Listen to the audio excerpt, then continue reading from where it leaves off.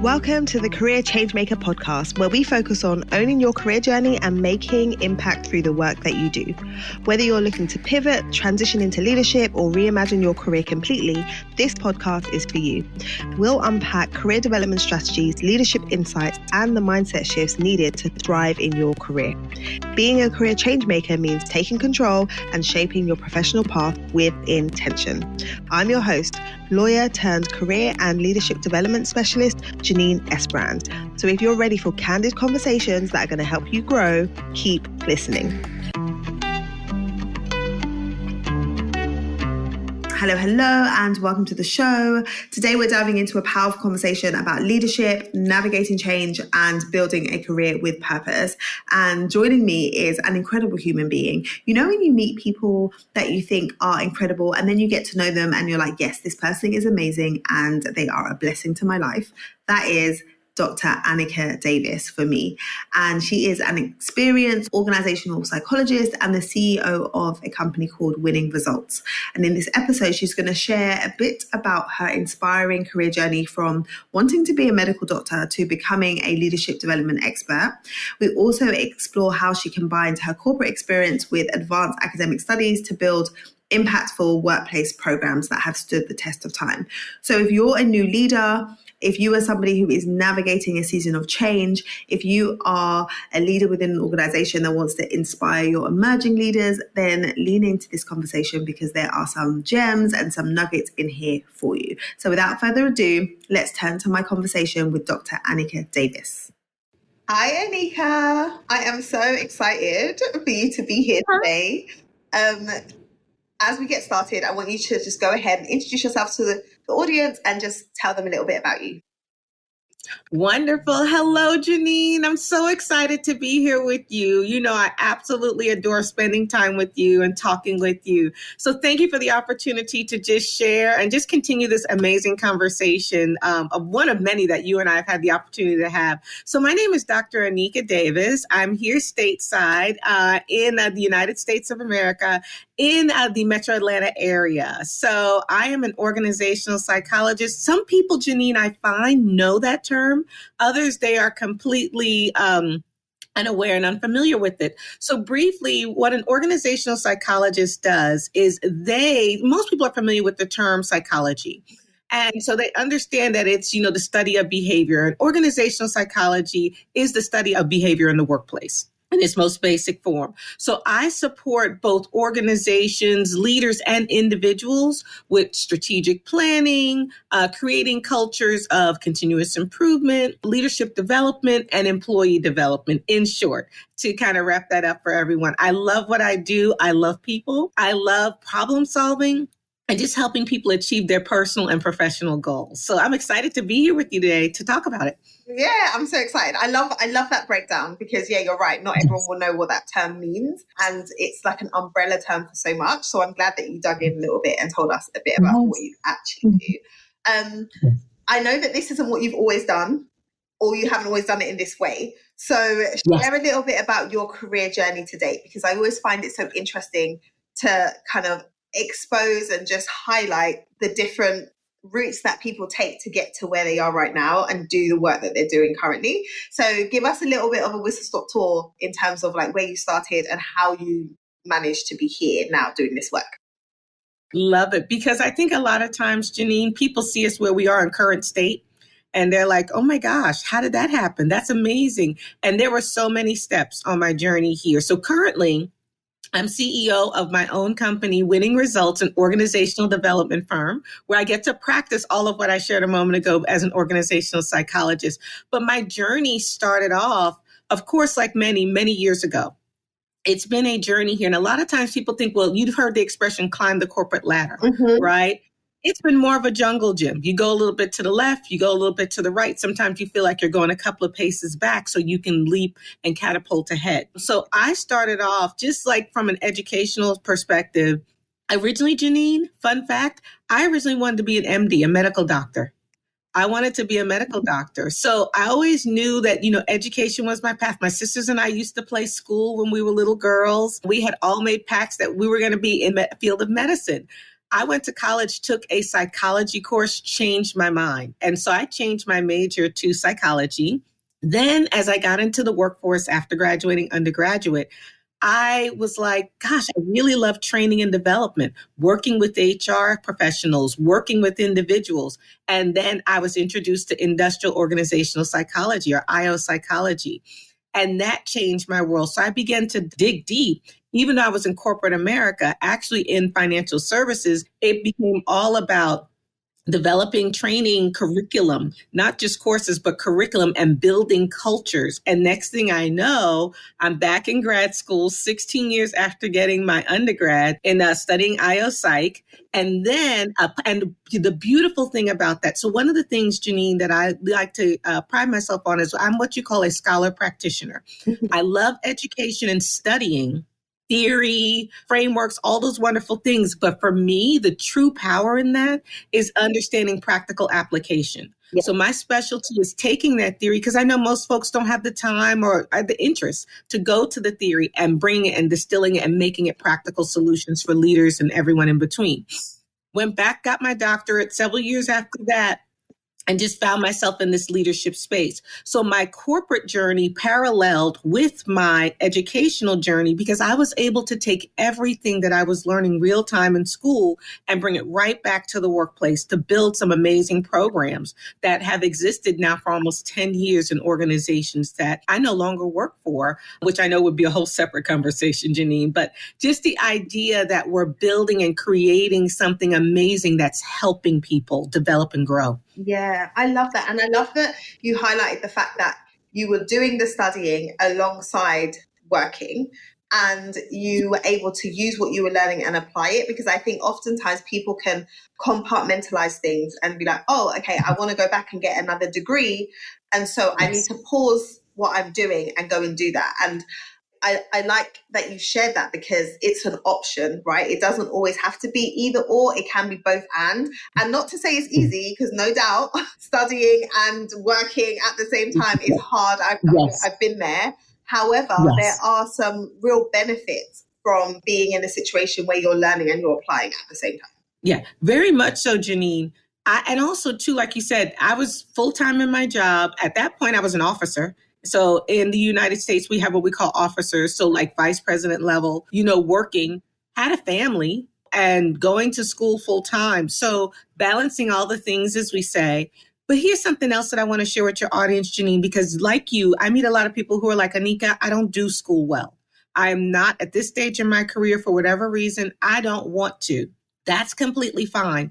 We are living in a time, to me, more than ever, where we have so much access to information that there really is no reason. It's hard to come up with a reason or an excuse why not to educate yourself. So whether that is just maybe a quick little certification course, or even like there are a lot of outfits that offer on-demand learning courses, and I have some of those as well. I remember on LinkedIn, when I first came out of corporate, for an entire year, twice a month, I was doing LinkedIn Lives on leadership. So just providing, and that's free, no cost. You can go on, these different outlets and get sometimes these free, low cost options for you, because some folks are like, whether it's a time resource limitation, financial resource limitation, educate yourself and continue to learn and grow day by day. Yeah, and there's so much opportunity to tailor your learning, right? Because you can decide where there's information gaps for you or knowledge gaps for you, and say, right, I'm going to go on LinkedIn, or I'm going to go on this learning platform, and I'm going to find a course or a program that is specifically tailored for the need that I have right now. You don't have to go and do a massive degree. And I say that to people all the time who are looking to transition into something else or elevate themselves to the next level in their career, and they don't feel equipped. It's like you said, there isn't really an excuse. You can go and find the information. You just have to take the time to be intentional about it. And it's funny, because I tell some people as well, when they talk about getting advanced degrees, especially, the market here in the States anyway is shifting, and the school of thought is shifting around, do people even need to have undergraduate, forget about grad school, undergraduate degrees? Is it worth the time and energy? And one of the things I always tell people if they ask is, how can you leverage this degree? First of all, it's going to be an investment, but how can you get it to work for you? And if you find that it's not going to work for you, then don't do it. Right.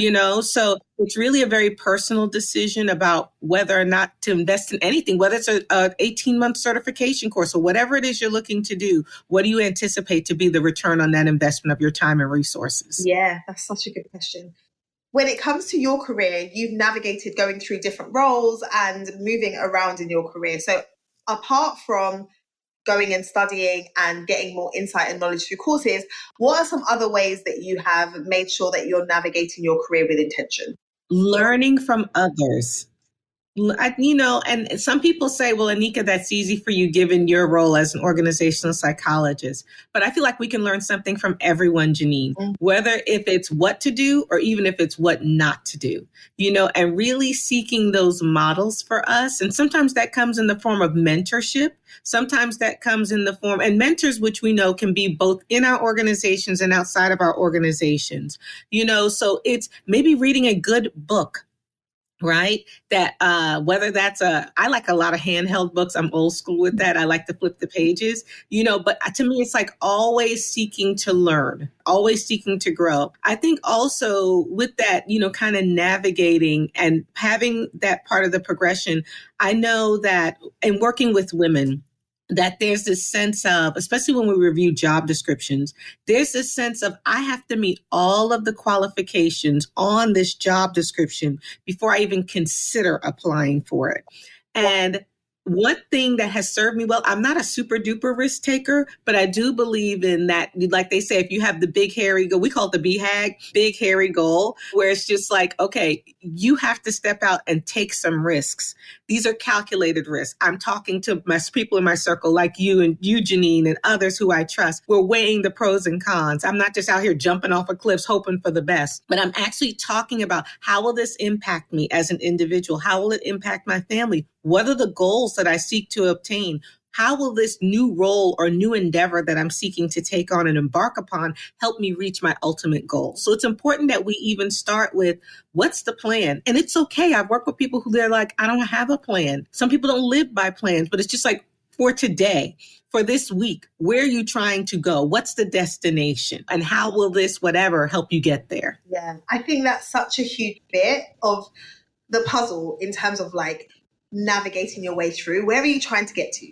Because often people are in autopilot mode and it's like, I am moving forward because I feel like I should do this, or this is the path that most people in my position would take. And so I'm going down this road, but without your personal intention and knowing why you're doing it, sometimes it can be hard to find the motivation to keep going or tap into the right resources or the right support or connect with the right people because you're not clear on why am I even doing this in the first place. So I think having that idea of what is the point of what I'm doing in this moment, this week, this month, this quarter, this year is so, so important.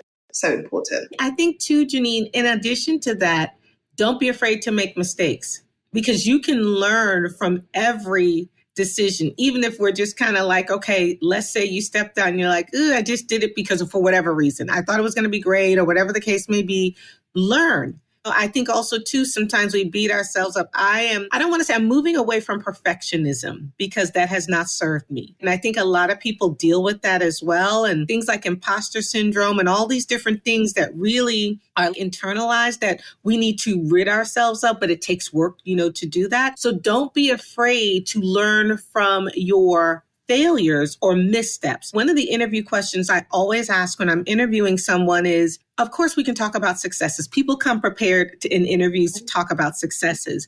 But let's talk about your failure. What has been your biggest failure?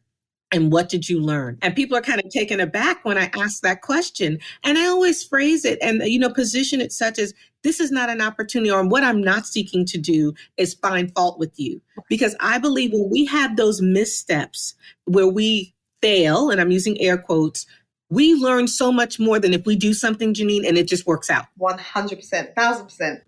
That is so yes. True.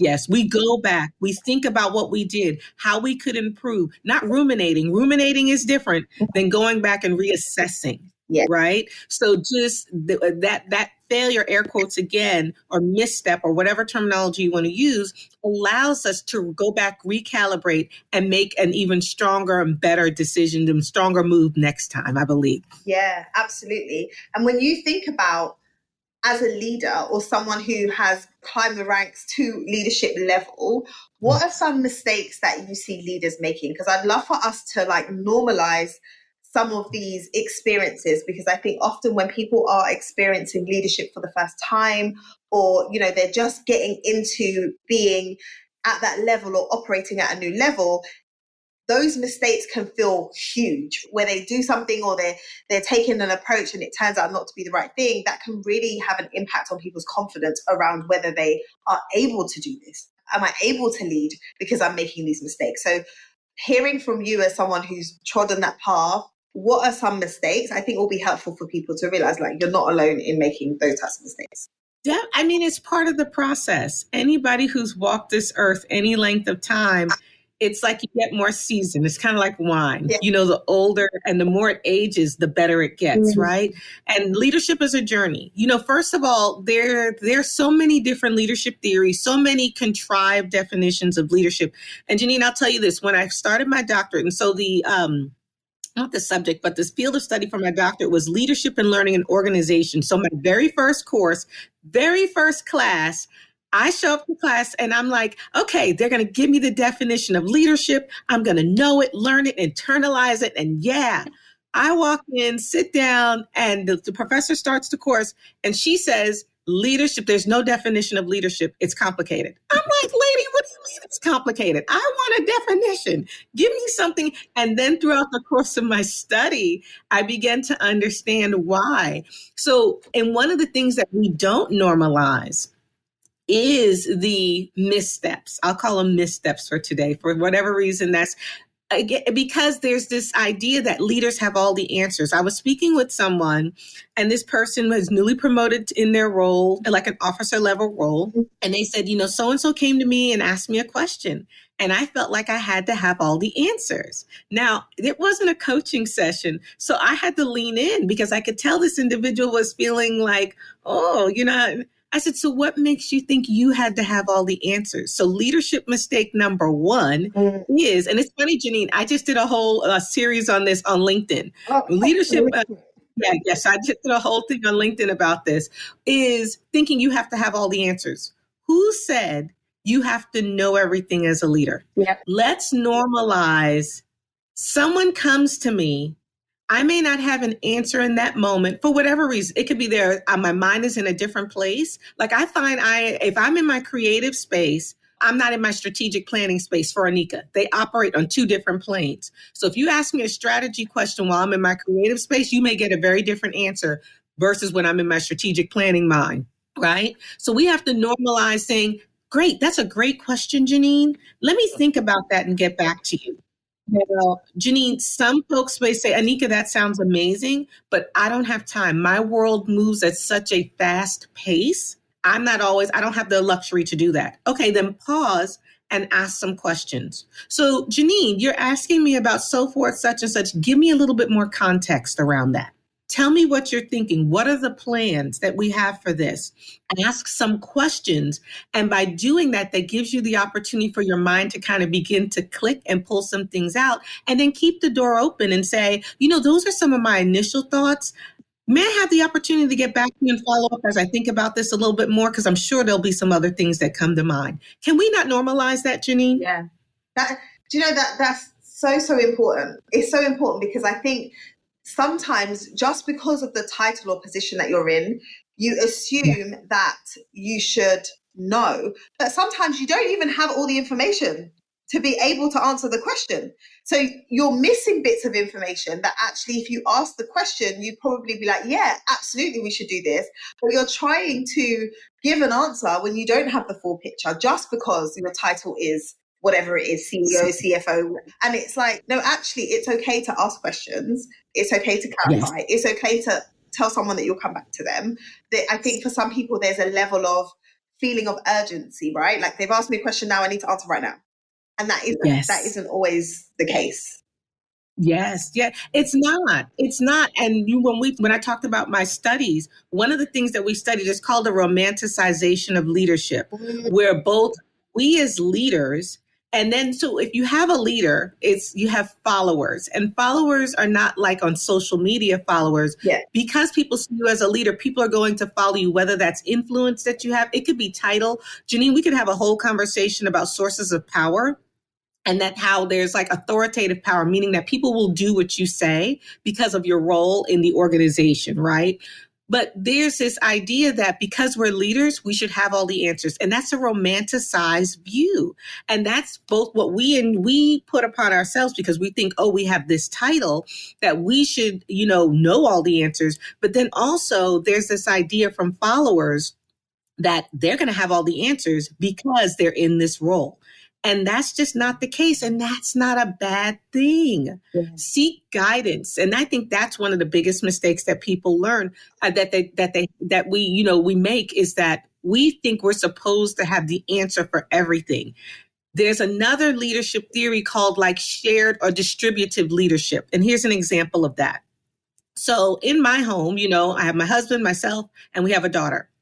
My husband and I have never played an instrument before in our lives. Our daughter played the violin for like 6 or 7 years. In that role, if she's asking me how to play or how to hold her hands, I can't be the leader. And there's nothing wrong with me saying, honey, I don't know. Let's ask your violin teacher. Yeah. Or what do you think would be best? Because in this case, she's more served to be the leader, even though people would say she's in a junior role, right? Because of her knowledge and experience. Yes, that's such a good example. That is such a good example, because oftentimes if you are the leader and say you have a medium or big size organization that you're leading, you're not actually close to the day-to-day operations. So when somebody's coming to you and they're asking your opinion on something, there's only so much context you have, because it's not actually your role to execute on a day-to-day. So with you going back to them and saying, what do you think? That makes more sense, because they are in it on the day-to-day, and let them present, I'm thinking this because of this, or an alternative option is this because of this. Now, can you help me with my decision-making process versus tell me what to do? Yes. And with that, I think we forget, so this is another leader mistake, I think, or misstep. We forget that power in that. When we empower and create space for our team to say, well, what do you think? They're like, wait, you're asking me? So-and-so in this role is asking me what I think. And then they're all, the chest comes up and they stand taller, like, wow, you actually create space. And what we're doing in that, the ripple effect of that, we're now building future leaders. We're now modeling what true leadership is, which is, I don't have all the answers. And then you create these teams, and it helps build your influence, because people are like, wow, you want to talk to Janine. She's going to create space for you so you can share your ideas, good, bad, or indifferent. And she's going to encourage you with that. That's huge. That is so huge. And so we have this, by thinking we have all the answers, we're doing not only ourselves a disservice, our teams, other individuals, and essentially our organization a disservice. When you think about the landscape that we're in right now, like the world is changing so fast, the world of work and the way that we do life, both on personal levels and professional levels. What are some of the biggest challenges that you would say leaders, and this is, very broad brush, are facing now, end of 2024, going into 2025? Yeah, I always think our world is rapidly changing in a way, to me, that I don't recall 20, 30 years ago, I feel. So the first thing that comes to mind, two things, Janine, that I usually base my study in. So the first concept is PESTLE, where you have the political, economic, social, technological, legal, and environmental factors that you have. Then I also pair that with VUCA. And VUCA stands for, we're living in a volatile, uncertain, complex, and ambiguous world. And those two concepts of VUCA and PESTLE, they play together, meaning the example that I always use is like when there was COVID. Nobody, unless you were at least 100 years old, had ever lived through anything like that before. So because we were in this fast VUCA world, this thing is rapidly spreading, a lot of different things going on, there were ramifications from that PESTLE point of view. I know stateside, there were some things that went on, we could talk about that in a whole nother conversation that caused, like, for example, the COVID vaccine didn't exist. So that was a technological advancement that occurred during that time that had never existed before, right? So in this world that we're living in now, I am teaching leaders and even striving in my own practice to understand better how to navigate a VUCA world, this fast-paced changing. The economy's changing here, stateside. Also, talent management, staffing, recruitment. What does that look like? Succession planning. One of my clients that I'm working with now, we're dealing with succession planning. So what does that look like to skill up this workforce where you have 5 generations, all with different expectations and how they need to be supported and do we come into the office? Do we work from home? And what, that whole banter. And then also technology, going back to technology. You see why then I use that VUCA and pestle, because there's AI now. Who here, nobody's lived with AI. So what is it? I always see it, Janine, is like, if you're standing at a beach and you know how the tide, comes in and the water goes out, and we're seeing this whole new frontier. It's almost like probably what space was, exploring in space in the 60s, at least your stateside, where it's like there's this whole frontier. We have a little bit of understanding of what the potential is, but not fully. So how do we continue to utilize technology? How do we care for people? How do we take all of these pestle factors and incorporate them into our practice? And it is a lot. It is a lot, and it is very overwhelming. So it's important that we show ourselves grace. We continue to learn. We continue to have conversations with people. Yeah. It's so interesting because that ties all the way back around to you don't always have to have the answers. Because as a leader in this environment, you can't have the answers because it hasn't been figured out yet. So it's not so much about you having the answers. It's more about you having the ability to think through challenges and come up with possible solutions for right now. Because what you come up with now may be different for like a year from now, but it's having that adaptability and that resilience and the open mind to be like, okay, with all of the insight that I've gained in the past, what can I use that's going to help me navigate where I am right now and where we're going?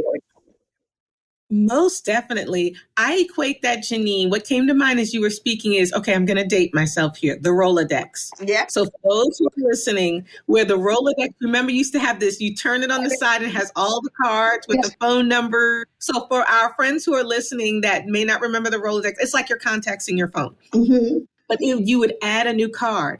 And what our brains do is when a situation occurs, we're immediately flipping through the files of our mind. Like, okay, where's a similar situation that has occurred before? How can I respond to this? And in these days, when some situations were coming up short because there's nothing that compares, right? And that's when we do exactly what you said a moment ago. We pause. We say, okay, what do we know about this situation? What's the information we have? What are similar situations that have occurred or akin to or adjacent to that have occurred? And how can we make the best decision we know to make at this time? Yes. We're at the end of 2024, going into 2025. So what are some of the things that are priority for you, are like going to be exciting for you that you're working on going into 2025? Yeah, so continuing to build sustainability. Sustainability is going to be key. I'll say that from a business perspective, because I think there's a personal side to that as well, right? So it's what is working and serving my business well. What are some of the things that I need to do? How, keeping my eye on industry and the economy overall, like how will that impact my business? Then also, I think, and I made a couple of notes, resilience and adaptability, that ability to be flexible. My personality is very much such, Janine, that it's like, okay, this has worked. Can we continue to do that? But then there's that other part of me, like, what if? What's new? So being flexible. So when these VUCA situations come up, because we know they will, how am I able to pivot? An example of this would be prior to COVID, I would write 3 5-year strategic plans and we would just execute those plans.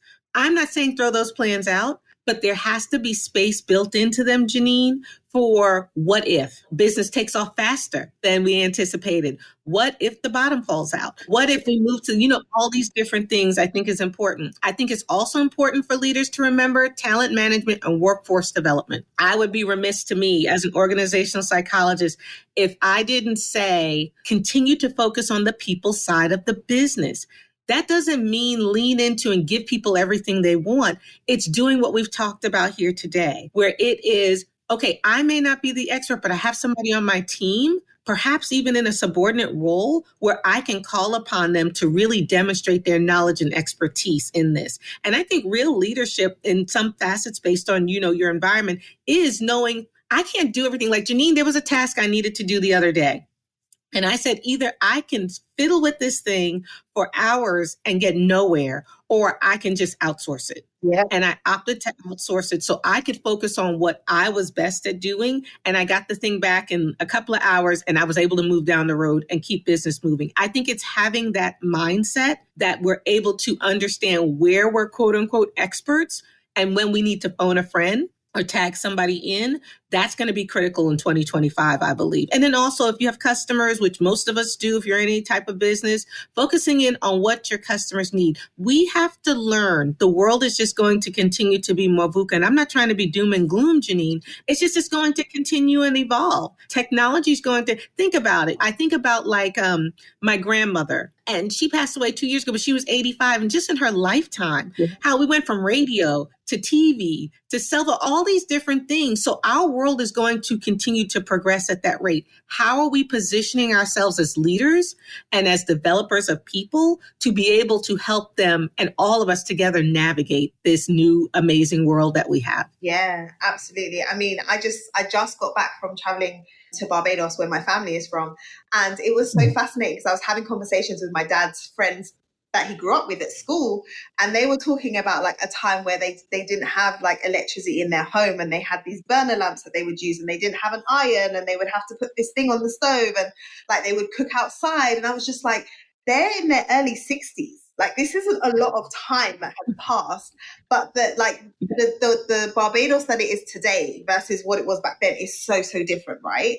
And that's the Caribbean. We're not even talking about like, the US or the UK or whatever. So yes, there has been so much change. And I think us being open to the fact that there will continue to be change and focusing on the most important things is really going to like stand us in good stead, because it's so easy to get overwhelmed with like, oh my gosh, everything's changing. But it's like things have been changing. They might be changing at a faster pace, but they have been changing. And so we will adapt. So as leaders, it's like, how can we approach this with an air of like, we can figure this out versus panic and overwhelm, Very much so. Very much so, because it's going to change whether we like it or not. So instead of, years ago, I studied karate. And one of the things that my teacher said was, if someone's coming at you, you don't try and boop, boop, boop, like kind of, and for the audience, if they're listening, I don't use my power and force to try and ward them off. You take that momentum and turn it to your advantage. So whenever I have something that comes at me that it's like, this is different, how can I use that momentum? Because they're coming at you with a body speed. How do I take it to leverage it to gain control in a good way? Yes. To be able to understand this process experience better as much, as I possibly can to make good decisions. And I think also too, how we respond in situations, Janine, we're training and modeling for our team how to respond. That if everything is a fire, they're going to think anytime something comes up, everything's a fire. Yeah. So they're going to be more reactive than responding. There's a difference between reacting and responding. And reacting is more like, oh my gosh, da, da, da, da, da, da. Responding is more of what we're talking about here. Let me pause. Yeah. Take a moment to take in what is going on. And Janine, we understand that every situation, sometimes as a leader, you have to react. But what happens is what kicks in, just like adrenaline kicks in, all of the times that you've responded will help you react in those moments where you don't always have time to respond. I love that. That is so true. Yeah. So true. And I think as leaders, just thinking about that modeling piece is so important, because I've worked with organizations where we've been working on their culture and the type of culture they want to cultivate amongst their team. But the team is doing something different to what the leaders are saying they want. But the reason why they're doing something different is because the leaders are modeling something different. So if you're saying, okay, we want a team that knows that we want them to not burn out and we want them to have work-life balance, but then they see you sending emails all around the clock. You might be saying, we don't expect you to send emails and answer emails at 2 a.m., but then you're sending me them at that time. And you're telling me to take vacation, but you never take vacation. And so That's it. you're not, it's you know the saying, like, do as I say, not as I do, like that don't work. You need, That's it. as a leader, you have to model. So if you're saying, I want my company culture to be this, you have to lead from the top and show people, and not just say that this is what we want it to be. So Very much so. I have found, and I'm sure you have in your work as well, that most employees don't know the vision, mission, or values of the organization. But if you walk in most companies, they're on the wall. Ask an employee up on the third floor, what's the ooh. And then if you name some of the values, well, how does your company embody value X?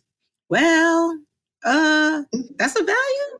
Oh, so there's a whole dynamic of, and what I know we're not suggesting is and there's a whole conversation I did on LinkedIn several years ago about the values alignment. Yeah. That if you're working at a company, hopefully for the most part, your values align with that of the organization. If not, that's a conversation for another day. But the point of it is, you should know those because you're living them out, because they should align, hopefully, with what you aspire to be or do or become or whatever the case may be. So that way it's not difficult or such a stretch and a leap for you to be able to model that for others or live it out day by day. So I totally agree. Most folks, they don't know, and we're not setting the example. Even practical tools, Janine, such as, you're up at 2:00 in the morning, let's say, prepared to send emails. Well, maybe in that send button, hit it so it hits their email box at 8 a.m. or 8:15 or whatever the case may be. Even basic things like walking in and saying hello to everyone, or if your team is virtual and you don't see them, or if you have a global team, setting up a time where it's not for a meeting. It's literally just, y'all, we're going to hop on at 1:30 and it's going to bring your coffee. I can't even say favorite beverage because people show up with all kinds of things. Stateside, that's not appropriate. Other cultures that might be completely fine, but it's like, we're not going to do anything but just chat and catch up. How's your day going? How's your week going? I've seen some organizations have WhatsApp chats, and it's solely for good news. It's not for, hey, I need you to work on this project. It's like, we're having a baby shower, or we're going to celebrate so-and-so. We're going out for drinks after work or whatever. And it's to promote that good cheer, So yeah, I love that. So important, especially in this hybrid, all over, all the different ways of working environment. Yeah, this has been so good. Okay, I have some quick fire questions for you. Let's do it. So tell me, what is one tool or app that helps you to execute well in your role as CEO and all the other hats that you wear? Oh my goodness. So, okay, I mentioned the Rolodex. Okay, so I'm gonna go old school here. A good old fashioned to-do list. I am very task oriented. So whether you like to automate your list or whatnot, I don't have a problem writing mine down. I get a sense of accomplishment from drawing a line with my little red pen through it to say, I did it. So having a to-do list. So Janine, you turned me on to ClickUp, which is amazing, but there are a variety of different resources out there where you can put that list, spend time starting your day, jotting it down so you control the day versus the day controlling you. Yes. So good. Yeah. So good. Okay, next question. What is one way that you like to unwind or de-stress? Or your favorite? I like to do, go ahead. Or your favorite way? Sudoku. That puzzle with the numbers where you fill that in. And some people may say, Anika, really? But for me, at the end of a long day, to sit there and figure, that is so relaxing for me. And I usually do it in paper form. I've done it on tablets and phones and all that good stuff like that. But there's something for me about that tactile connection that helps really distress me. So Sudoku is my thing. I love that. Mine is coloring. So like adult coloring. So sometimes when I get too stressed, I'm like, where's my coloring book? Who's got my coloring? So good. That's one of the things that years ago, as adults don't color. You're supposed to put that away. No, we need that. We need that. We need the puzzles. We need that. I love that. All of it. Which leader do you admire most and why? Yes. So this was a hard one. And actually, after thinking about it, my mother, when I was younger, my mom, she was a pastor of a church. So I've watched this woman. She's taught me she was the model. When we talk about creating space, here, you're going to get up here and you're going to do this, and you're going to learn to speak in front of people, or I'm going to show you how we do some of the office duties, even how to dress as a professional woman, going above and beyond. I remember one time she had broken her toe and she was still kneeling and praying with people because she's like, I'm committed. And that doesn't mean, you expend yourself and hurt yourself in the process, but you get the spirit and the gist of what I'm saying, that, you're constantly thinking about serving others. So it would have to be my mom. And so, yeah, she's amazing. I love that. I love that. It's so important. Like, as someone who has a daughter, just having that intention around like the type of role model that you're being for your daughter, and being able to see how your mum has passed things down. Maybe not even, maybe intentionally. Something's probably not intentionally, but she's done it nonetheless. It's so impactful as a leader and as a parent to think about. So thanks for sharing. Very much so. Very much so. And I see that in my daughter now. Like the traits that I've gotten from my mom, I see it in my daughter, and it's just like, wow. So powerful. So powerful. Last question is, what is one quote or mantra you like to live by? Ooh, okay. So this was a hard one too, Janine. So one of my favorite that I use all the time is culture eats strategy for breakfast, given my work, where you may think you have an amazing culture or you may have these amazing strategic plans. And I always tell, even when I was embedded in organizations and outside, this strategic plan will do what it's designed to do, provided that it's given the space to do it. So going back to what you said a moment ago, you may think, okay, my culture is this, and people know the vision, they know the values and stuff, and they don't. So if we're not living up to it, it's going to fall by the wayside all the time. And that was actually Mark Fields, president of a Ford Motor Company. A lot of folks think Peter Drucker said that. But that for me gets it every single time, because we need to ensure. So with my work, I'm constantly thinking of, okay, this is a solid plan. It's going to help you. But before we even talk about implementing it, let's talk about your culture. Yeah. Organizational culture, standards, norms of behavior within the organization will set the course and trajectory, good, bad, or indifferent, for where that company is going. Yeah. Anika, this has been so good. So many gems. Love it. So if people want to learn more about you, your company, the work that you do, where's the best place for them to connect with you? Yeah, so LinkedIn, of course, I'm on LinkedIn. It's Anika Davis at EDD. So you can check me out on LinkedIn. I'm there. And then also, too, I do keep active on there. So feel free to send me a note just to have conversation. I love virtual coffee chats. I've had some amazing ones, just connecting with folks on LinkedIn and sharing my practice. One of the things that I recently released is my Purposeful Pursuits app, Janine. And on my Purposeful Pursuits app, we're creating a space where professionals can come, and whether you're looking for personal growth and professional development, we are providing courses on demand that you can take, and they step you through. Some have daily steps for you. Some have more like a holistic, you take, you learn, you interact with the course content. So we're constantly adding to that. So you can find that on the Google Play Store. If you are an Android user, I will be adding Apple next year, probably at some point. Or you can go online to purposefulpursuits.passion.io. And yep, that's where you can find me. So, but I'm just excited, Janine, and thankful to have the opportunity to share, to get my creative juices flowing so early in the day for me. And it just sets the trajectory. So I just wish all of your listeners the very best and much success. Show yourselves grace.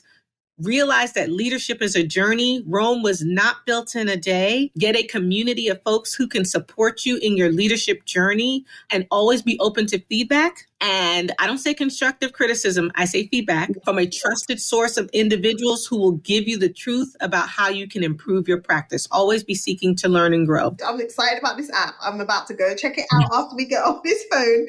I will put all the links that you shared to the website, your LinkedIn, and to the app and everything in the show notes. So be sure to go and check those out. But Anika, I just want to say thank you. It is always a pleasure to speak to you. I always come away being like, oh, that was so good. And so I'm appreciative of you coming and sharing your wisdom with our audience today. So thank you. Thank you, Janine. We'll talk soon. Wow, what an insightful and energizing conversation with Dr. Anika Davis. I loved hearing her perspective on leadership, navigating change, and what it takes to build resilience. Her journey from corporate leadership to becoming an organizational psychologist and a CEO is such a powerful reminder that growth comes from embracing learning at every stage of your career. I hope that you're walking away with some practical tips on how to lead with authenticity, build a strong team culture, and approach challenges with adaptability and grace. Remember, you don't need to have all of the answers. You just need to create a space for learning, collaboration, and growth. Now, if you want to connect with Dr. Davis, Be sure to follow up with her on LinkedIn and also explore her brand new Purposeful Pursuits app for on-demand professional development courses. All the links are going to be in the show notes to the episode. So head over to careerchangemakers.com/podcast so that you can access the show notes. Thank you so much for tuning in. And if this episode resonated with you, please share it with someone who would benefit from these leadership insights. And don't forget to subscribe so that you never miss future conversations, and leave us a rating and review. The more reviews you leave, the easier it is for people to find us. And I'm looking forward to reading out some of those reviews here on the show. Until next time, look after yourself and keep moving towards your career goals.